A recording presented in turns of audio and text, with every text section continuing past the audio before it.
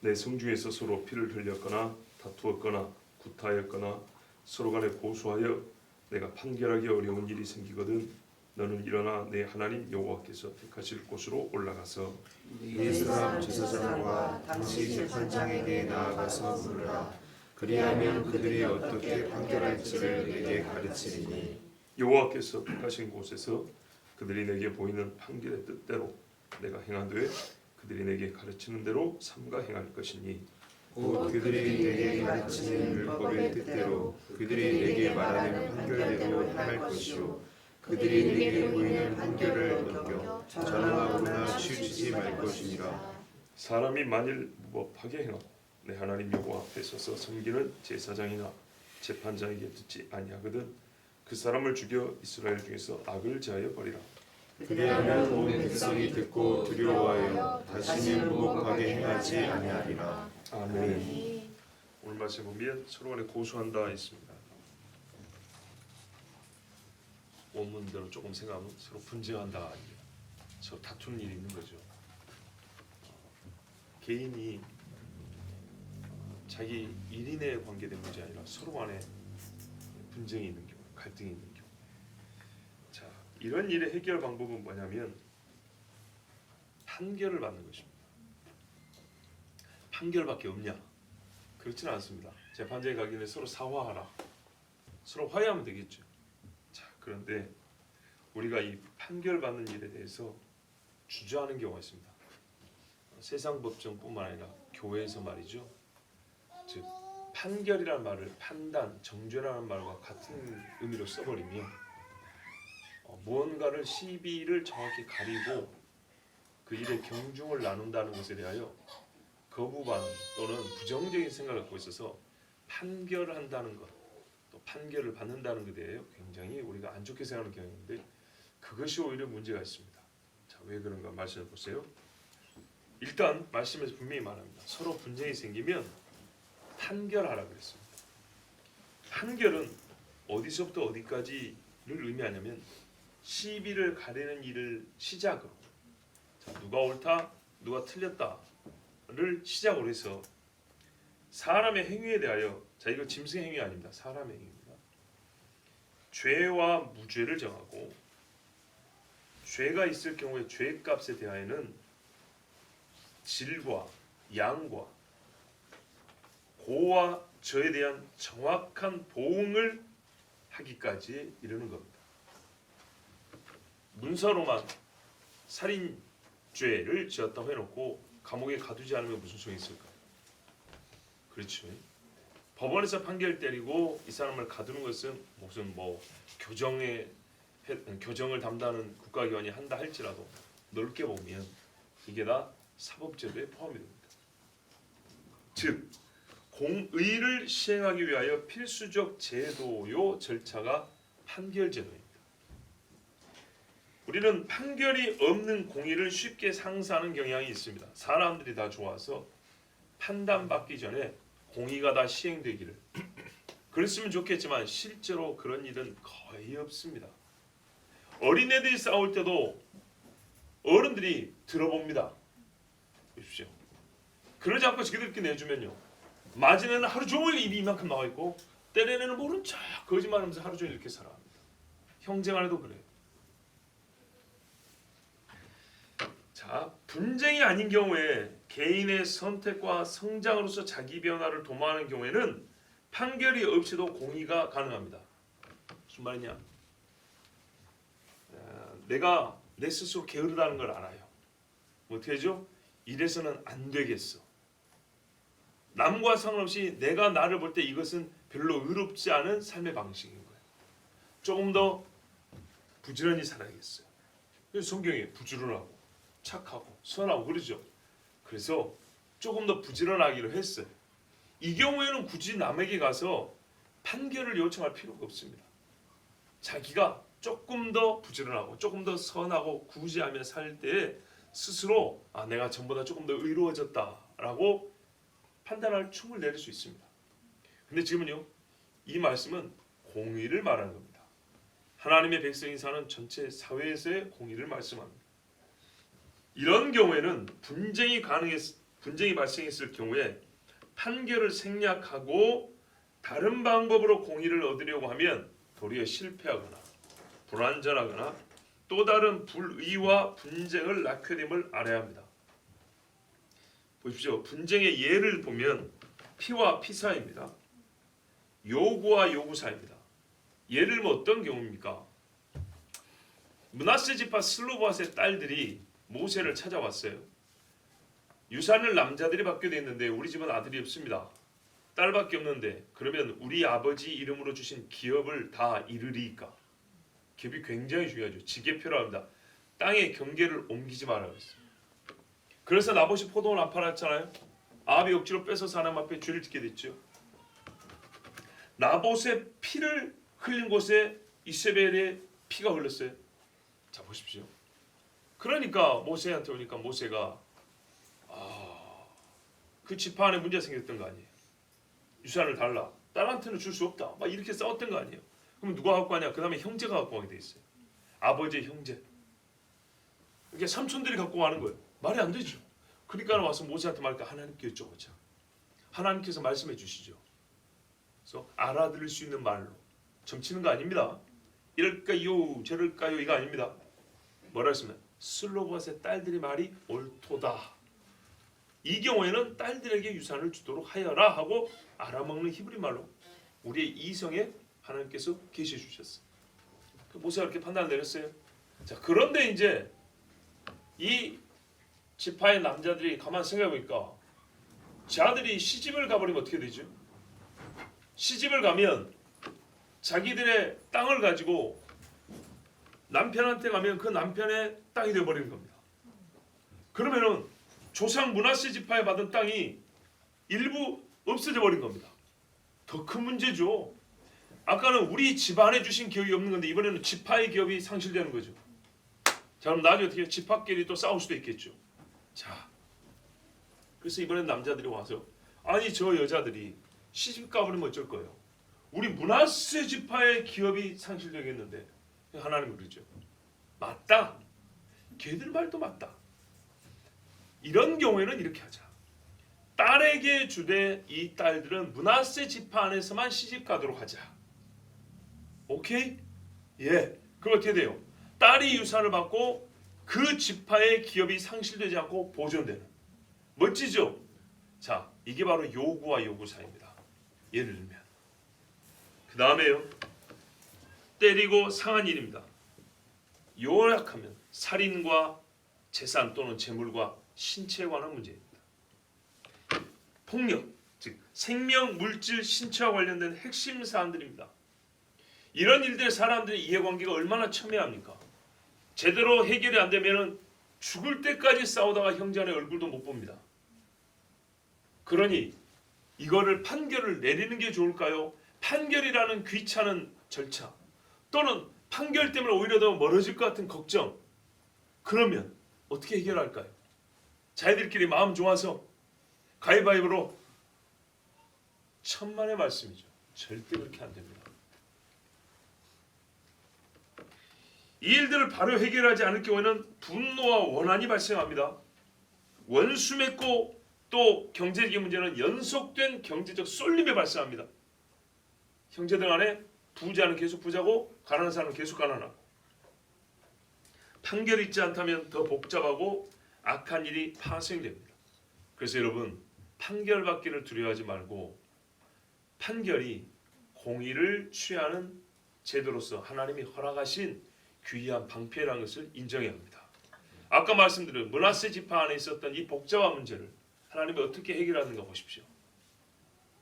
자 그렇다면 이 일은 누가 요구해야 합니까? 판단해 주십시오. 사건의 당사자들이죠. 대개는 피해를 본 사람이겠죠. 그죠? 누구에게 요구하죠? 자 8절 내 성문 안에서입니다. 그 성 안의 지도자와 재판관들입니다. 룻하고 보아스하고 결혼할 때 선수의자가 있었죠.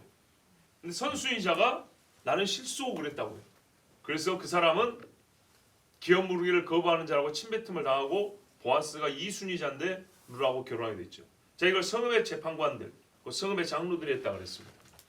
이런 문제는 율법에 따라 성읍의 재판관들이 할 수 있는데 어려운 문제가 있는 거예요. 그래서 어떻게 하라고 했죠? 광야에서도 10부장, 50부장, 100부장, 1000부장 이렇게 했죠. 그리고 마지막에 모세까지 올라오는 겁니다. 자, 이렇게 해서 능히 할 수 있지 못하는 어려운 일, 감당하기 어려운 문제일 경우에는 천부장이 모세에게 문제를 가지고 오는 것처럼 요즘 말로 하면 상급심으로 가라 이 말입니다. 그러면 그 상급심에는 누가 있냐? 자, 일단 8절에 일어나 주의 하나님께서 택하실 곳으로 올라가라 그랬습니다. 성소로 가라 이 말입니다. 자, 그러면 성소에는 누가 있을까요? 제사장이 있죠. 9절 보세요. 레위 사람 제사장이 있습니다. 하나님의 말씀을 가지고 있는 사람. 자, 문서를 가지고 있다는 얘기 아니에요. 돌판을 갖고 있다는 게 아니라 하나님의 말씀을 맡은 사람. 로마서 유다인의 나음이 무엇이뇨? 유대인이 하나님의 말씀을 맡았음이. 뭔 말인지 아시겠어요? 예, 책을 한 권 소유했다는 얘기가 아닙니다.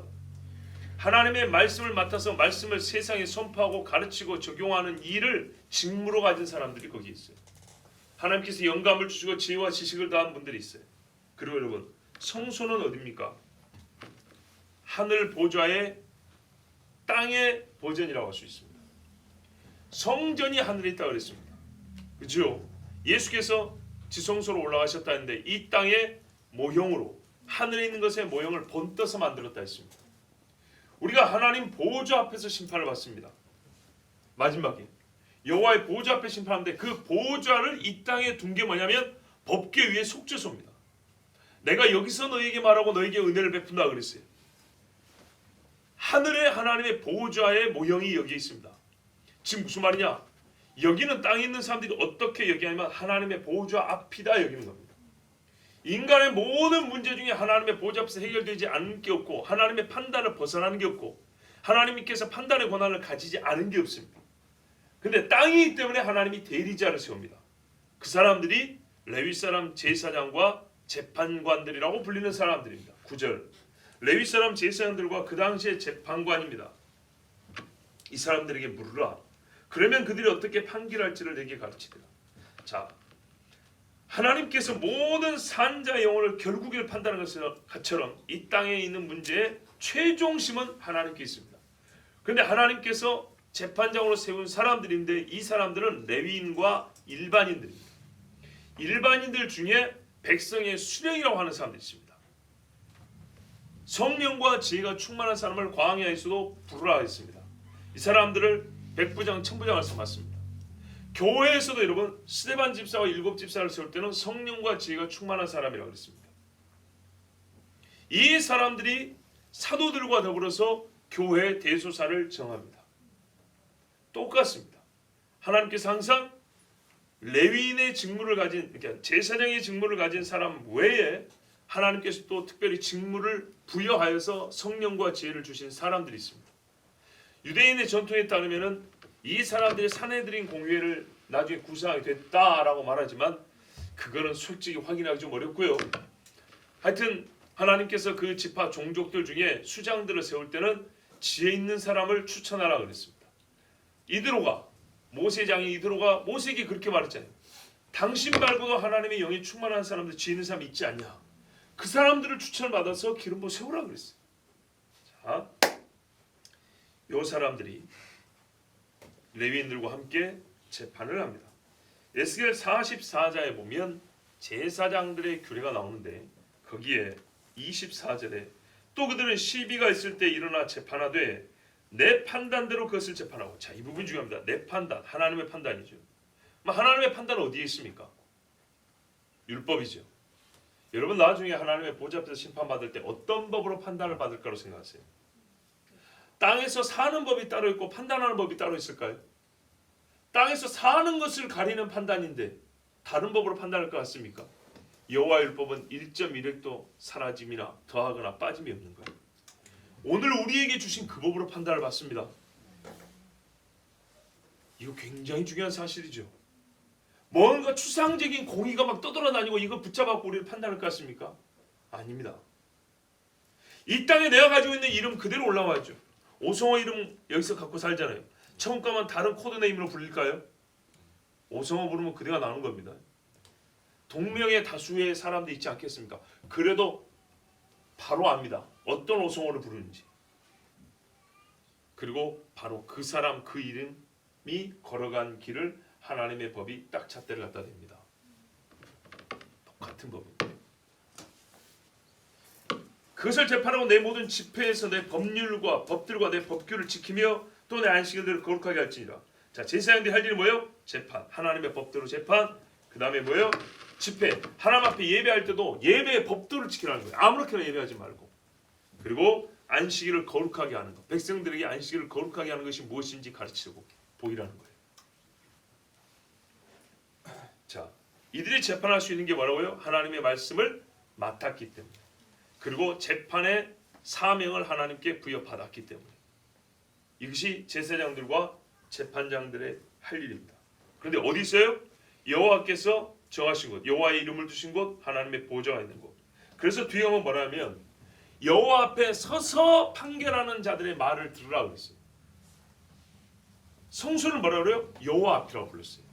그러니까는 판결을 받으러 간 사람들은 어떤 의식을 갖고 와야 되냐? 내가 하나님 앞에 간다. 제사장이 보이는데요.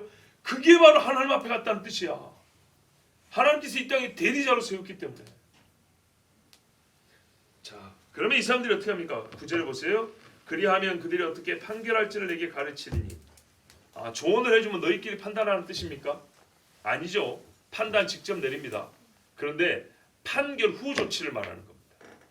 판단을 내린 다음에 그 다음 어떻게 해요? 솔로몬이 누가 친어머니인가만 가르쳐줬나요? 저 여자가 친어머니니라 이렇게 말하고 박수 받았습니까? 그러므로 이 아이를 저 여인에게 주라. 여기까지입니다. 자, 나 도둑질 안 했습니다. 아니야, 네가 도둑질했어. 판단 내립니다. 너는 도둑질 했느니라. 들켰네. 미안. 이러고 갑니까? 율법에 따르면 어떻게 해요? 2배 갚아. 이렇게 듣고 가는 겁니다. 그럼 어떻게 해야 되죠? 2배 갚아야죠. 너는 팔아먹었구나. 4배다. 소였네. 5배다. 아시겠죠? 요렇게 가르친다는 얘기입니다. 그러면 이 사람들이 해야 될까요? 말아야 될까요? 해야죠. 예, 그렇습니다. 10절 보세요. 여호와께서 택하신 곳에서 그들이 내게 보이는 판결의 뜻대로 네가 행하되 그들이 내게 가르치는 대로 삼가 행할 것이니 시비를 가린 다음에 죄의 경중에 따라 책임을 져야 합니다. 이에는 이요, 눈에는 눈이요, 양은 양이고 생명은 생명이죠. 그런데 다만 여러분 이런 경우 있죠. 과실로 사람을 죽였을 경우에는 어떻게 합니까? 그럴 때는 생명을 갚지 않습니다. 그죠? 도피성으로 도망간 상태라면 그대로 너는 도피성에 가 있어. 이렇게 했죠. 또 생명이 아니라는 뜻이 아니라 뱃속에 있는 태아의 경우에는 제물로 대신 갚게 돼 있습니다. 이런 식. 또 어떤 경우가 있습니까? 남편끼리 싸우는데 자기 남편이 저쪽 사람한테 맞고 있어요. 부인이 돕고 싶은데 힘이 없잖아요. 그래서 어떤 경우가 있냐? 상대편의 음낭을 잡아버린 거예요. 급소를. 성경에 나옵니다. 자, 그럼 어떻게 하죠? 우리 남편 죽을 것 같아서 그랬어요. 이해는 하나, 네 손 내놔. 손을 잘라버립니다. 왜 그럴까요? 우리가 좀 간단하게 생각해보면 이 집안이 어떻게 됩니까? 씨가 끊어질 수 있습니다. 또 생명의 위협이 될 수도 있습니다. 지나쳤다는 겁니다. 예. 자기 남편의 성기를 내놓으라는 거나 여인의 생식 기능을 없애버린 건 아니죠. 대신에 그 손, 너무나 중요한 것을 뺏어버리려고 하는 그 손을 자르게 합니다. 자, 이렇게 판결을 내리고 집행을 명합니다. 그러면 이 집행을 명한 대로 받아들여야겠죠. 예, 그렇습니다. 재판을 받으러 갈 때는 판결의 결과뿐만 아니라 집행도 수용한다라는 그런 마음을 가지고 가는 겁니다. 자, 그렇게 됐을 때 피해 보수자가 쫓는 일이 없습니다. 11절을 보시면 꺼버리세요. 꺼버리세요. 11절에 보면 곧 그들이 내게 가르치는 율법의 뜻대로 보십시오. 재판장들이 아무렇게 말하는 게 아니죠. 율법대로 하는 겁니다. 율법의 뜻대로 그들이 내게 말하는 판결대로 행할 것이요 그들이 내게 보이는 판결을 어겨 좌로나 우로나 치우치지 말라 그랬어요. 자, 왜 이 사람들 주신 대로 해야 되냐면 율법의 뜻대로 그 사람들이 판결했기 때문입니다. 예, 율법을 말하고 지금 하나님의 법으로 판단한 것이지 제사장들이 자기들의 생각대로 한 것이 아니기 때문입니다. 그들이 가르치는 율법의 뜻이 너에게 알려줄 판결 사이에 끼어 있다는 것을 보십시오. 그렇죠? 판결이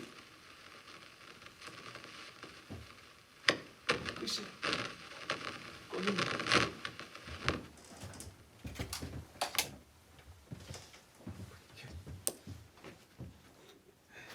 주여. 자, 말씀이 끊어진 건 아닙니다. 자, 판결이 율법의 앞뒤에 있습니다. 그렇죠? 봐보세요, 여러분. 10절 보면 뭐라냐면 판결의 뜻대로 말씀을 보세요. 10절 판결의 뜻대로 11절의 중간에도 판결대로 그렇게 돼 있죠. 근데 11절 초반에 뭐가 돼 있어요? 10절과 11절 중간 사이 11절 초반에 율법의 뜻 이렇게 돼 있죠. 그러니까는 율법이 가운데 있고 앞뒤로 판결이 있습니다. 즉 판결은 율법대로인 겁니다. 하나님의 법대로 판결을 내렸기 때문에 여기서 이 사람들이 반드시 하나님 앞에 판결을 받으러 왔고 하나님의 율법대로 판결이 내려진다면 하나님 입에서 직접 판결이 내려진 것으로 받아들이고 그대로 순종을 해야 합니다.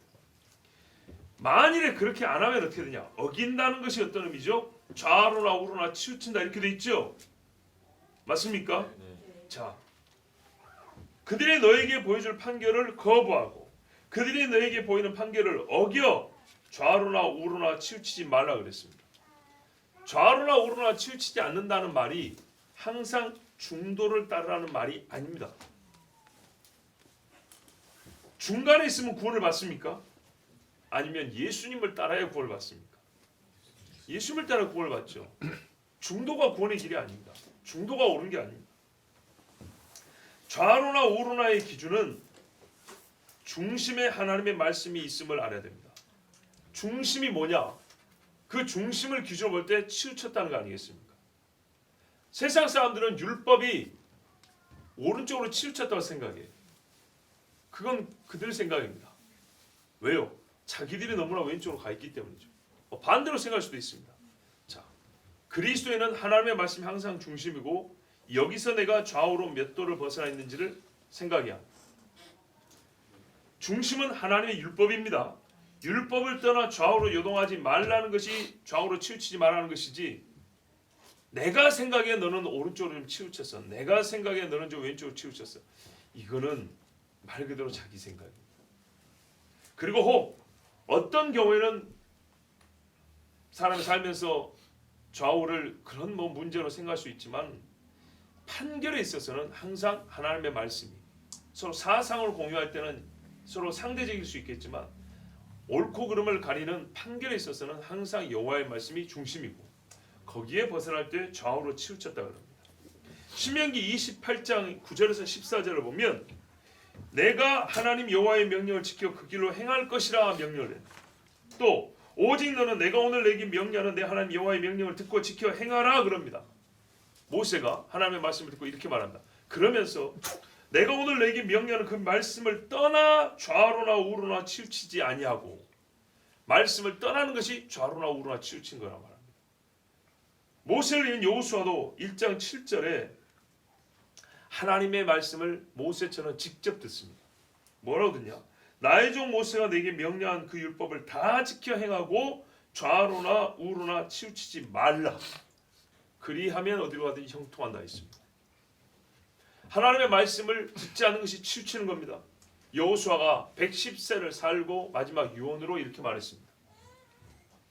그러므로 너희는 크게 힘써 모세의 율법책에 기록된 것을 다 지켜 행하라. 본인이 110년을 그렇게 살았잖아요. 그것을 떠나 좌로나 우로나 좌로나 치우치지 말라. 그러면서 구체적 신뢰를 듭니다. 남아있는 이 민족들 중에 들어가지 말고 그 신들의 이름을 부르지 말고 가리켜 맹세하지 말고 그것을 섬기고 절하지 말라. 오직 너희의 하나님 여호와께 가까이 하기를 오늘까지 해한 것 같이 하라. 신명기에 뭐라 했어요? 마음을 다하고 힘을 다하고 뜻을 주 너희 하나님 사랑해라 그랬죠. 오늘같이 계속 살아가는 것이 하나님의 말씀대로 사는 것이고 그렇지 않으면 치우치는 것이라고 그랬어요. 마음을 이방에 빼앗기지 말라 이렇게 말씀했습니다. 자, 다시 한번 강조합니다. 12절 보세요. 좌로나 우로나 치우치는 것은 하나님의 말씀을 떠나 말씀 없이 사는 것. 그래서 우리 본문에 뭐라 합니까? 사람이 만일 무법하게 행하고, 쉽게 번역하면 좀 더 직접적으로 번역하면 자기 뜻대로 행하려 하고, 그런 말입니다. 자, 판결이 내려졌어요. 판결을 받으러 왔고 판결이 내려졌는데 자기 뜻대로 한다. 이게 무슨 말이죠? 판결을 거부한다는 뜻이죠. 그러니까 무법이죠. 하나님의 법을 없다 말하는 거잖아요. 무시하는 겁니다. 나에게는 나를 규제할 다른 법이 있습니다라고 거기서 거부하는 거예요. 나를 명령할 하나님의 법은 없다 이런 말입니다. 고로 그 사람이 본문 보십시오. 내 하나님 여호와 앞에 서서 섬기는 제사장이나 재판장에게 듣지 아니하거든. 듣지 아니한다는 것이 율법을 안 듣는다는 것이고 곧 나에게는 법이 없다는 얘기고 나에게는 나의 법이 있다는 얘기입니다. 여러분 사사기에서 많이 본 이야기죠. 사람이 각기 자기 속에 오른 대로 행하였더라. 그겁니다. 나라 꼴이 어떻게 되어 있습니까? 그 보십시오. 그때 레위 사람이 자기 자리를 지켰던가요? 레위 사람들이 떡한 조각을 위해서 이 집 종이 되고 저 집 종이 되고 자리를 떠났죠. 그렇죠. 그래서 하나님이 그 떠나버린 제사장들이 있던 장소 실로 없애버렸어요. 법궤는 떠돌아다녔어요. 그런데 이 땅에는 하나님은 공백 상태로 판결이 공백 상태로 있게 하지 않으세요. 그래서 하나님이 사사를 세운 거예요. 사사의 두 직무가 뭐죠? 군사적 지도자. 그래서 사방으로부터 평안을 확보하는 일이죠. 죄의 용서의 증거로 하나님 주신 거죠. 두 번째는 군사적 평화 말씀됩니까? 땅에 공의가 강수같이 흘러야 되죠. 공의가 강수같이 흐르기 위해서 뭐가 필요하다고요? 판결의 공의가 있어야 한다고요. 솔로몬의 지혜가 건물 짓는 데만 있었다면 그 땅의 은이 누구 것이요 금이 누구 것이었겠습니까? 도둑놈들이 판을 치는 세상이 됐을 겁니다. 은이 돌같이 흔하다. 많은 사람들이 욕심 없나요? 아니죠. 솔로몬에게 판결의 공의가 있었기 때문입니다. 그래서 사사들이 한 일이 뭐냐? 하나님께서 제사장이 자리를 떠난 그때 특별히 성령의 감동을 주셔서 판단하는 일을 하게 하셨다 그랬어요. 이 두 가지. 그래서 번역상 뭐라 그래요? 사사기를 판관기라 그런다. 저지스. 판관자들. 이런 말입니다. 이들은 군사적 승리를 확보한 후에 이 땅에 하나님의 공의 즉 여호와의 법으로 판단이 내려지도록 일생의 시간을 그렇게 썼어요. 여기에는 드보라 같은 여자도 쓰임을 받았어요. 그리고 판단하는 그 여자가 또한 군사적 지휘까지 했던 거예요. 영으로 사는 것과 사방의 평안을 얻는 것은 하나님의 말씀을 듣는 것 이 한 가지에 똑같이 달려있다는 것입니다. 그렇기 때문에 이 말을 안 들으면 어떻게 하라고요? 이 자체가 별도의 죄가 되는 겁니다. 자, 얼마나 무서운 얘기가 봐보세요. 양 훔치 문제로 왔어요. 어떤 놈이 양을 훔쳐갔다고요. 그래서 아니라 그래요. 판관자들이 판단 내립니다. 너 절도죄 지었다. 그러므로 2배 갚아라. 근데 그동안에 너무 시간을 많이 끌었어. 이 집에 너무 피가 커. 너 인마 5마리 갚아. 그랬어요. 그랬더니 이 사람이 못 갚습니다. 나 안 훔쳤어요. 인정할 수 없어요. 자, 이렇게 했어요. 뭐 어떻게 하라고요? 죽이라고. 양 몇 마리만 될 문제를 목숨을 내놓고 하는 경우가 있어요. 하나님의 판단을 거부하는 이건 또 다른 죄예요. 이런 경우가 있냐? 아니에요. 봐보세요. 여기 보세요. 피해를 입은 사람이 잘못이 없죠. 본안에 대해서는 잘못이 없어요. 그런데 이렇게 말하는 거예요. 재판장님, 다 5마리로 만족 못합니다. 한 20마리는 줘야 네, 피해 보상됩니다. 재판장이 뭐라 했어요? 아까 5마리라 그랬죠. 더 받겠다는 거예요. 나 20마리 받게 해주십시오. 그럼 어떻게 한다고요? 사형.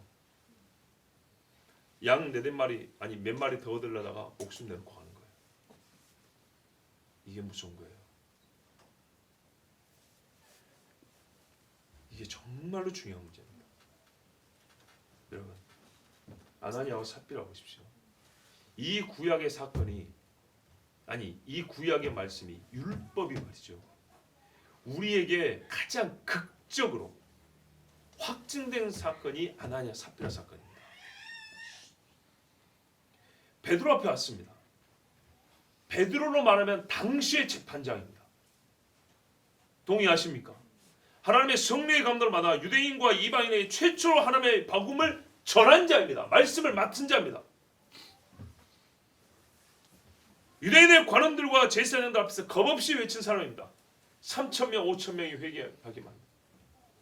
광야에 있던 수십만의 이스라엘 백성에게 율법을 가르친 자와 같이 구약을 해석하여 복음을 선포한 사람, 진짜 말 그대로 당대의 선지자 같은 베드로입니다. 그래서 사람들이 누구에게 와요? 모세에게 제물을 가져가서요. 이거 하나님께 드립니다 한 것처럼 베드로에게 가져갔다고요.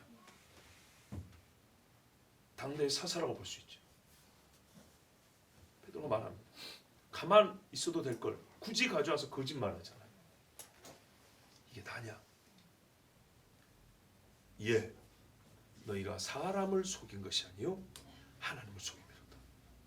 성령을 속임이로다. 하나님과 장난하는 거예요. 지금 누가 있는데? 베드로가 있잖아요. 자기가 하나님의 뜻입니까? 아니요. 제사장이 하나님입니까? 아니요. 하나님이 권위를 주고 대신 삼았다고요. 그러므로 여호와의 사자 앞에서 내가 말한 것이 실수였다고 말하지 말라. 똑같습니다. 하나님께 한 말입니다. 그래서 베드로가 말합니다. 너희가 사람에게 거짓말한 게 아니요 하나님께 거짓말하미로다. 줄줄이 죽어나갔습니다. 처음부터 안 해도 될 것을 굳이 바나바 흉내 낸다고 의로운 척한다고 돈 몇 푼 때문에 목숨을 내놓고 갔습니다. 아시겠지요? 하나님의 율법이 굳이 고작 복음을 믿는 우리에게는 율법이 필요가 없지만 약간 윤리적 생활을 위해서 필요합니다. 아니요.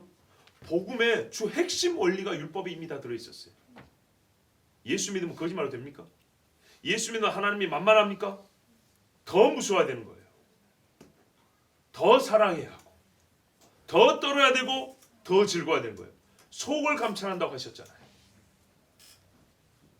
보십시오.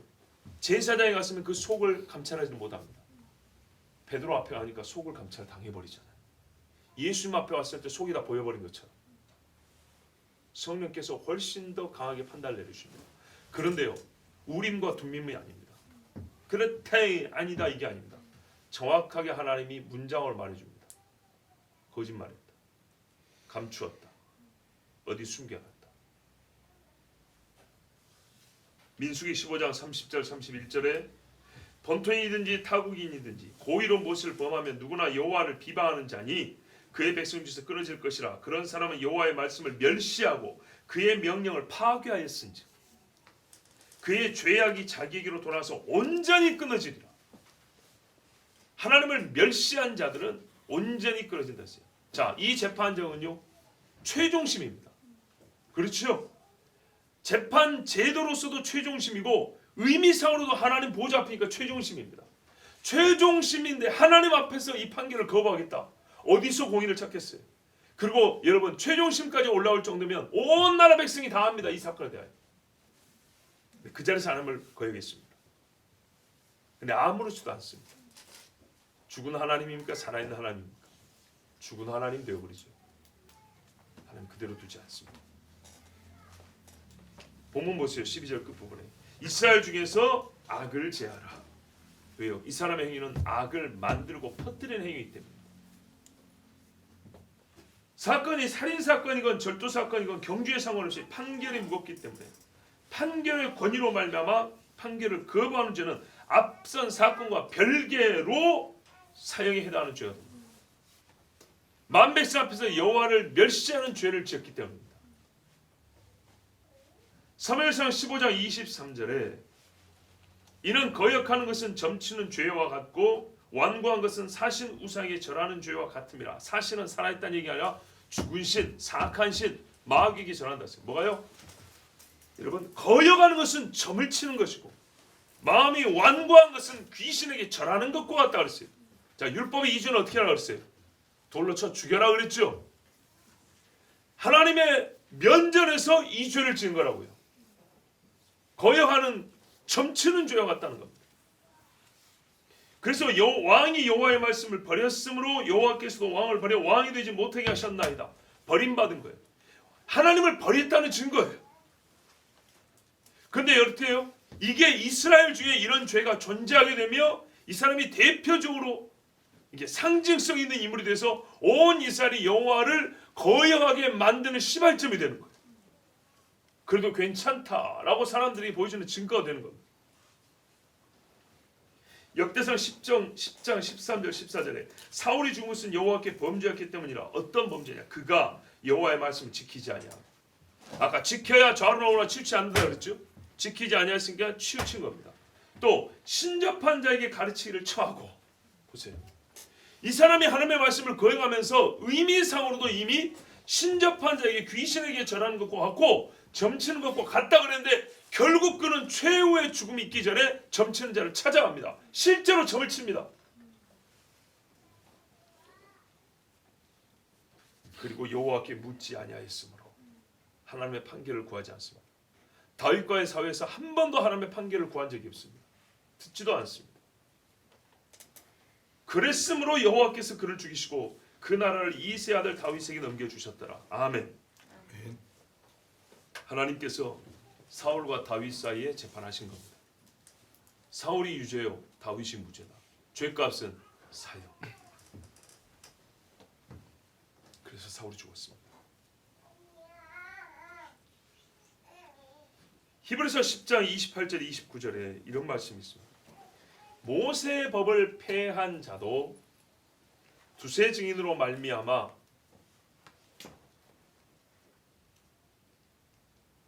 나와서 앉으세요. 나와서 앉으세요. 뭐하러 들어갑니까? 방송 그것 때문에 들어갔다고 왜 거기 앉아있어요? 히브리서 10장 28절 29절에 모세의 법을 폐한 자도 두세 증인으로 말미암아 불쌍히 여김을 받지 못하고 죽었거든 그랬어요. 자, 오늘 말씀을 비롯해서 어떤 법이든 모세의 법, 즉 율법을 범했을 때도 사형에 해당하는 죄는 불쌍히 여김을 받지 못하고 죽었다 그랬습니다. 하물며 하나님의 아들을 짓밟고 자기를 거룩하게 한 언약의 피를 부정한 것으로 여기고 은혜의 성령을 욕되게 하는 자가 당연히 받을 형벌은 얼마나 더 무겁겠느냐 너희는 생각하라. 예수 그리스도의 피가 흘려졌고 성령이 주어졌고 하나님의 은혜의 언약까지 받았는데도 불구하고 무시한 사람, 거부한 사람이 받을 죄는 얼마나 더 무겁겠느냐. 복음 시대, 은혜 시대로서 하나님이 만만하고 무엇이라도 괜찮고 한마디만 하나님이 죄를 쑥싹 딱 없애주는 것처럼 착각하지 말라는 거예요. 모세법 모형의 시대도 사형이었다. 그리스도를 예표하는 유월절 양을 똑바로 못 바치는 것도 하나님 앞에 그 절기를 지키지 않은 것도 사형이다. 기회를 줬음에도 불구하고 회개하지 아니한 자, 속죄 제사를 드릴 줄 모르는 사람은 사형인데 하나님께서 주신 아들을 짓밟는 자가 어떤 형벌을 받겠느냐. 바로 예수 그리스도의 복음을 가볍게 여기는 자, 히브리서 2장에 나옵니다. 이 큰 구원을 등한히 여기어서 떠내려가는 자가 될까. 그 받을 형벌이 얼마나 무서웠냐 너희는 생각하라 그랬어요. 모세법조차도 여러분 그 시대는 엄격한 율법시대 아니에요. 그렇게 비교하라는 게 아니에요. 은혜가 모형으로 주어졌을 때도 그 은혜를 멸시한 자는 죽었다는 얘기예요. 은혜가 실체로 왔을 때 멸시한 자는 어떤 폐함을 받겠냐. 그러므로 복음을 가볍게 받지 마라. 엄중하게 받으라는 얘기입니다. 이렇게 해서 사형을 하면 13절 보세요. 온 백성이 듣고 두려워하여 다시는 무법하게 즉 제 마음대로 행하지 아니하리라. 여러분 솔로몬의 재판을 다시 한번 생각해 보죠. 뭐라고 나왔습니까? 솔로몬이 부유하게 해줬기 때문에 나라가 평안했습니까? 솔로몬이 세계 제1의 건축물을 지어서 자부심이 있어서 나라가 하나님을 잘 섬겼습니까? 이 좋은 건물 그대로 둘 수 없어서 우리가 들어가서 예배 형식이라도 잘 지켜서 세상 나라 가운데서 종교심 투철한 백성이 되자 그랬습니까? 아니죠. 뭐라 그러냐?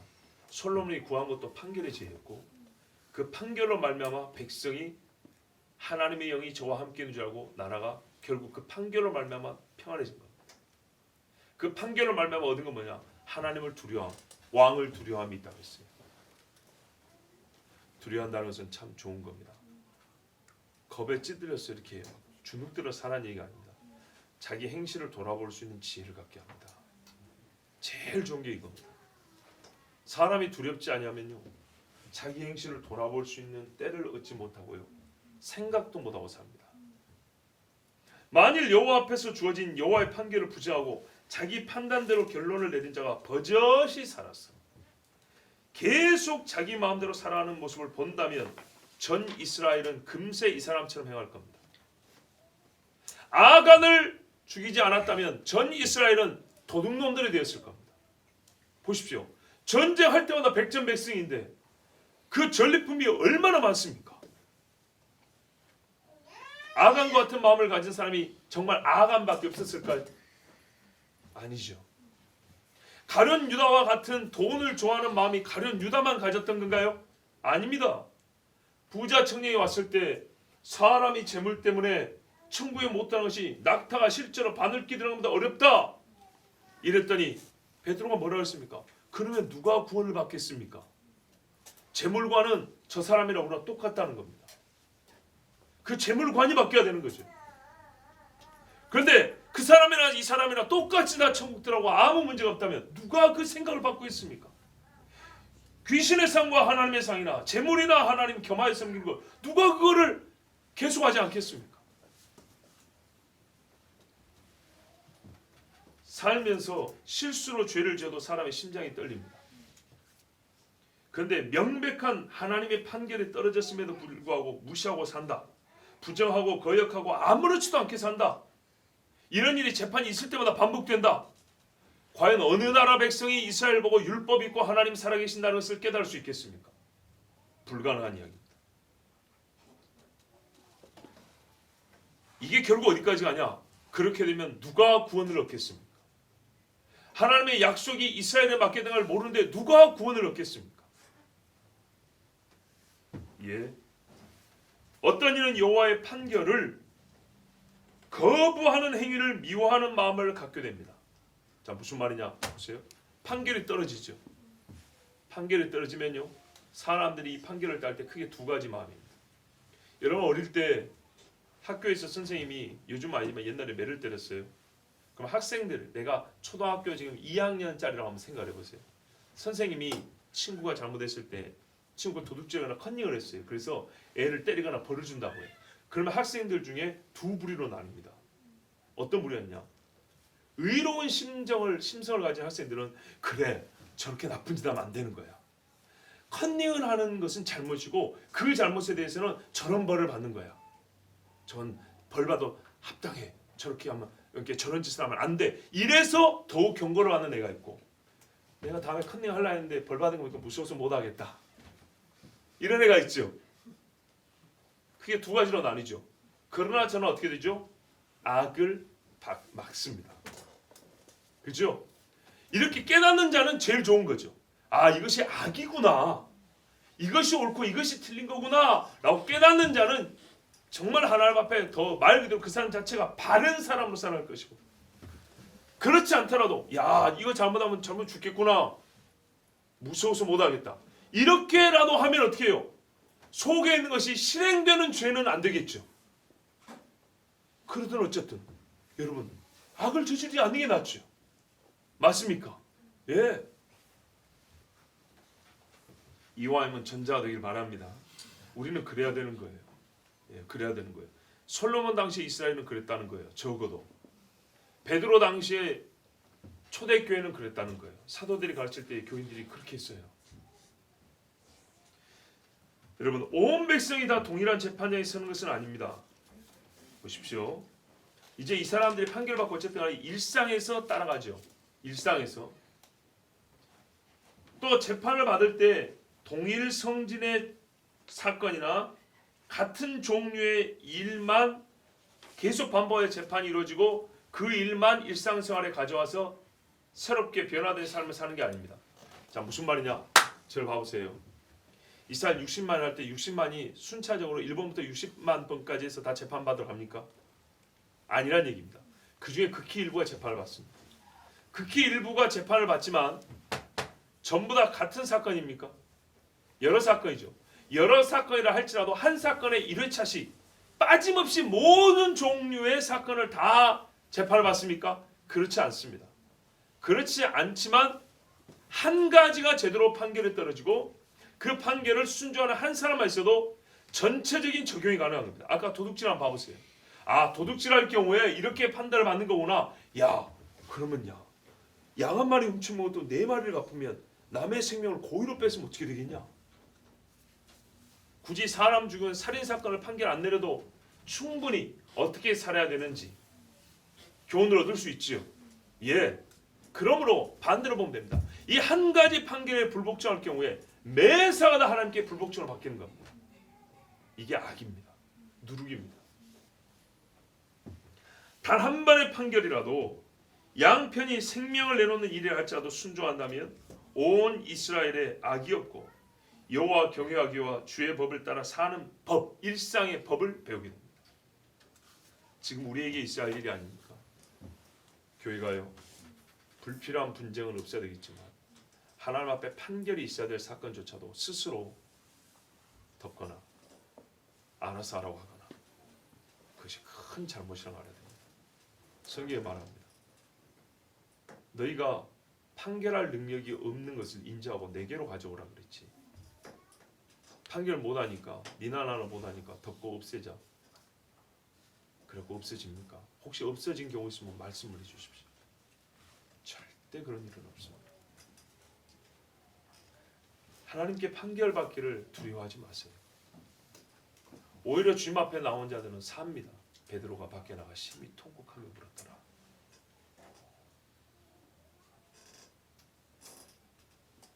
여러분 다 믿음의 사람들이죠.